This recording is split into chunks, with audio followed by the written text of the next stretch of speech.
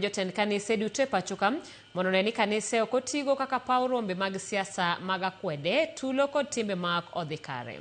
Kagiloso kinde romo manotim e boma ma Kapsabet, jotelogo kwedo medruok e tiyo kod ojende e rocho rombe mag siasa e kuonde mopogore opogore e pachoka.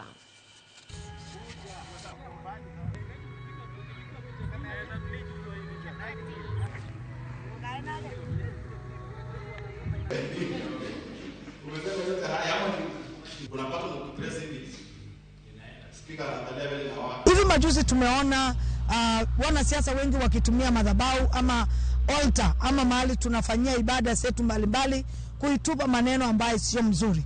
Ni wito wetu ama ni mwito wangu nikiwa na represent wa mama ya kwamba tafadhali ukiwa unaomba kura tutumie mahali ambaye pa kuabudu iheshimiwe. Kipindi ambacho kimesalia hiki, tunaomba kila mmoja awajibike, ajiite mkutano na achague kiongozi ambaye ni bora. Tuache lugha chafu, tuache kosana. Sisi kama wananchi ni kitu kimoja, tupendane, tuwe na undugu kwa sababu hakuna Kenya nyingine. Kenya ni moja na tunasimama kwa sababu ya umoja wa Kenya yetu. Kuna kasi ya wahuni ambayo imeinuka kila mahali.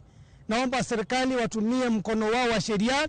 Iwapo kuna mtu yoyote, regardless of the party, regardless of the whichever opposition, let the government stand and be responsible. Tusijihusishe katika mambo ya gunism, tusikuwe vulnerable kutumika na wanasiasa kwa sababu ya kutimiza malengo yao, ila sisi tunakubali kutumika vibaya. Ningependa viongozi wetu